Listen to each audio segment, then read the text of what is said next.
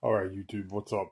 Brody here. I'm going to take a look at this knife, this Bigcat Roars knife. This has been sold under so many other names. I've seen Survivor uh, knife, I've seen Black Jaguar. I mean, this knife has been, it's been came out under so many names. It's crazy, but it's always been the same knife. And that would be this one right here. Of course, it was boxed in this. And I saw some others had got paperwork with theirs certifying theirs real. I guess I did too. I was going to say I didn't get any. I was going to open the box up and show you, but there is mine all wrinkled up. Awesome. So yeah, I guess it did come with one. Whoever stuffed it in the box didn't help it any, did they? Okay. Beautiful. Anyway, let's get to the good part. Let's take this out of here. we're going to go over this sheath. I need to talk about this too. Everybody seems to think it's a pretty nice sheath. I think it's okay. I wouldn't say nice. Let's see, let me wipe my fingerprints off of this. It's not a bad looking knife when you get it cleaned up. This is supposed to be D2. And the knife did come very sharp. Sorry about that. It did come very sharp. I did have a couple micro nicks in the edge I could feel. So I ceramic rod it. I think it's a 1500 grit. That's just a green elephant. You guys haven't had any of these or used these. These are awesome, man. I'm telling you. But anyway, I wanted to take the nick out because I tried cutting some paper. Now, I might throw that in the video, the paper cutting, because it's pretty pitiful. It's not bad. I mean, you can tell it's cutting, but you can tell it's snagging something. But a couple strokes on that, they took the nicks out, and they're gone now. I can't feel anything with my fingernail. But the knife was sharp. I will give it that. It was definitely sharp. The nicks wouldn't have been in the edge. It would have been great. But as we can see here, we do have a full tang. Let me get up close here. This is their new emblem on the knives. They used to have a round looking one, but the knife is the same.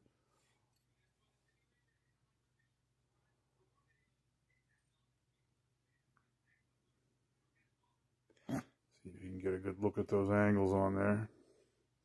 This is supposed to be handmade. I like this hilt here, if you want to call it that. It's got some lashing holes all through it.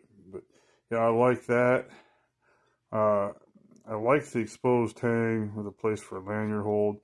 This handle seems really, really small. I've seen a lot of guys hold on to this and say it feels good and everything. This handle, if you got really big hands, especially a wide hand, you're not going to like this. I'm almost maxed out pressing into this. I can feel it pressuring on my side of my hand from me just squeezing it because it's that tight. It's not that big of a knife. It's got some weight to it, but not as much as I expected it to have. This is kind of funny because I'm going to be a little harder on this knife than I should be. And actually, and I'll just say it from the gate, the knife is a great budget knife. All right, we'll go there with that right from the start. But okay, after that, yeah, I've had to have a better tracker, not had, and I don't know, having a real one, we might say. But I'm getting ready to compare a $75 one to a $750, $800 one. Okay, but you know, for this budget, this is great. Comes sharp. You know, it's this style and design. It's right.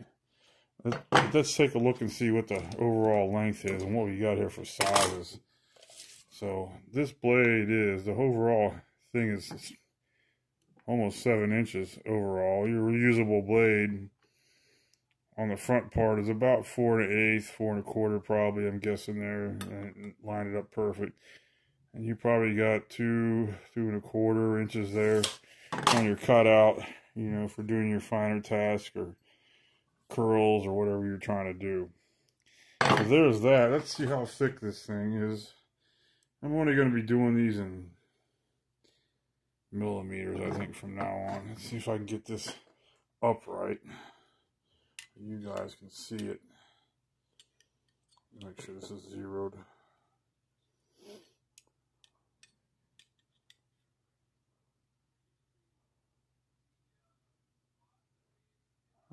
she's just a hair over 4. Almost call it 4.5 roughly, almost 5. I don't know. I guess that's not bad. My Carta scales, it's got, like I said, there's lashing holes in its handle. Let me see if I can get close so you can see that.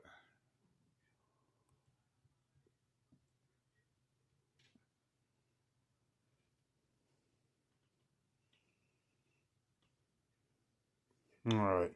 The sheath. I hear a lot of people talk about the sheath saying, oh, it's a really nice sheath and blah, blah, blah. It's not bad. If this was made out of better materials, this would be an A1 sheath. Got a place for your fire starting stuff there. You can put a stone or whatever kind of gear you want to put in there. I wasn't even sure if this was actual real leather. When I first felt it, it felt kind of pleathery, if you know what I'm saying. It still does even in here. I just kind of wonder a little bit. But all these snaps here, these... Okay, this one doesn't seem snapped yet. Let's see if it snaps all right. That one does all right. That one does it. This one here, there's one on here that didn't want to snap. Let's see if I can find it. Well, I guess they're all snapped now. Lucky me, it fixed itself. Yeah, maybe it's this one here. This one, it's this one. This one doesn't, if you hear it, it doesn't really snap down. It's not catching. It doesn't snap. It's not snapping, even when I line it up. Not impressed with that. And this has a scalp carry design, carried sideways. There is no other carry option on this knife. I mean, the sheath ain't bad. It could be a lot more horrible, I guess. I mean, it does appear to be leather. I'm just saying it's just not the greatest. So, or looking at it, and again, this is for a budget knife, and for all the more they want for this knife, and it's supposedly got a D2, and it does take pretty good edge. I've seen plenty of videos of people using it. I can't put it to use. I could destroy it if I wanted to. I could destroy any knife, I think. But putting it to use, I don't know if... What do we got here leaking on the table? I don't know. I've seen people putting it to use anyway, and it seems like, you know, it holds up well. It does its task well. It handles well. It doesn't feel bad in the hand. Doesn't feel like it's gonna have too many hot spots or anything like that. I just wish it had a little more clearance in here, because, like I said, let's take a look at this and compare this to the expensive knife I have here. This came from the Atlanta Blade Show. This is from, I can't even pronounce his name, Jurgen, I have to look it up again, Schantz. He's German. I'm sorry I massacred that name. I should have looked it up again before I got on the video. But let's take a look at this. I saw this at the Blade Show when I was walking by, what the hell, I just went to Half Breed Blades, and the next table over, a couple down, was... Oh, I can't remember their name. They were there, and I was looking at them, and I saw this in a case, and I was like, oh, man. We're going to go over this sheath, too. This is a nice sheath here. So, first of all, these two knives are supposed to be roughly the same size. Okay, the blade lengths on these are supposed to be the same size. They're both made out of similar materials. This one's supposed to be his version. This guy makes his own stuff out of D2. And it's roughly almost 6 5/8. You know, it depends on what part of where you measure it from, but very similar profiles and design there. The saw back on the back, very different. And we'll take a look at this handle too. The overall on this is what we add here. 12 1/4, and we are what here? 12 1/8. We're pretty close. You would think, okay, that's pretty close. And of course, his teeth are different on here. Whatever he does on these teeth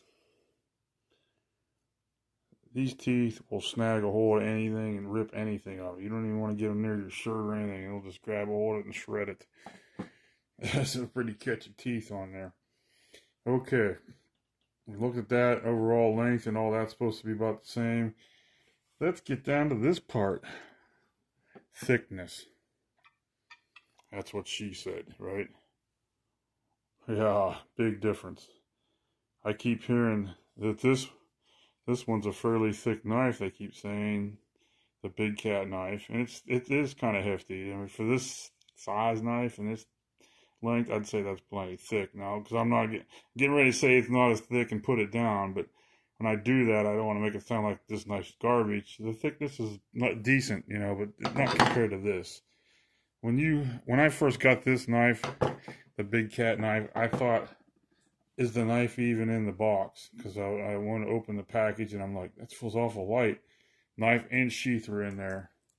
Knife and sheath together on this one still aren't as heavy as this one without even the sheath right here. That's how heavy this one is. And this one is far thicker. So let's go ahead and take a look at this and we'll see how thick this is.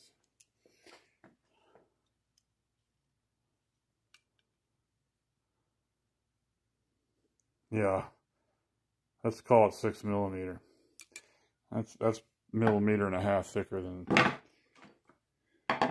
the other knife. I think you're granted, you know, this is supposed to be a handmade knife too, and we know, I don't know, whatever you want. I'm just gonna leave it there. Okay, I don't even get started. This is a guaranteed a handmade knife. I'm not saying this isn't, but you know, this guy, he's been around a long time. He's quite the maker. I don't think he's been heard about by many people here, or you know, unless you're really a big knife guy. Look at them scales, man.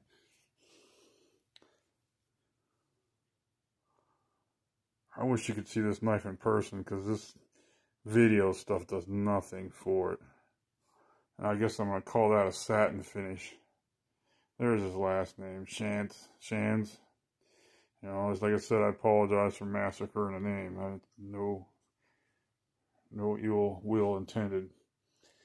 Okay, so you look at that, but anyway, this is so much heavier. This feels like an axe. It'll chop. Even, I mean, considering it's only 12 inches roughly, yeah, there's a lot of weight there. I ain't saying this one won't either, but this got it. So then we look at the sheath. I showed you this, and I'm going to give you this up close look so you can see the thickness of the leather on this. We'll look at this one. The big difference here. This one can be carried either way. You got your belt loop here, and you got your scout carry belt loops. These just pop through here in holes. There's nothing in this one right now currently. But you could have your fire starters or whatever else you want in here. This, of course, goes on here the same way. This wraps around and catches this, goes right through that hole, and then holds the knife in there. That way, if you ever cut this or lose it, or it needs replaced from where, it's pretty easy to come up with this leather piece again, wouldn't you say, instead of a whole new sheath. It fits in there pretty well. We'll put it in there. I guess we'll give it a try. And of course, his knife did come with this ceramic rod you see there. And that's all there is to this. Way better sheath. Now this is there. I've heard people talk about this sheath. Oh, it's a really great sheath. The sheath is awesome. Blah, blah, blah. I'm thinking, damn, it must be pretty nice. I'm expecting something like this. You know, I ain't saying this is bad. I mean, that leather feels, it just doesn't have this leather feel. It just feels soft and spongy, and like I said, it feels like pleather. It don't feel like real leather to me. It might be synthetic leather. I wouldn't be surprised. But for the money, I'm going to say, for the money, you can't beat that. They were, I think, about 50, 60 bucks at one time, but they're crawling up in price. I think that one was about 65, 70 with shipping and tax and everything. I'd have to look it up and see. I found it on Amazon. Like I said, the name has been, it's had like 50 different names, the same knife. So, but yeah, it comes sharp. Yeah, it's a decent knife. For budget blade, you can't go wrong, and it's not bad looking either. So yeah, but does it add up to the almighty great custom handmade knives? Not really, but you know, if you don't have 800 bucks, you got 75, 60, 75 to spend, I don't think you'd be disappointed, man. So there's that, people. I'll check you out next time. Brody gone.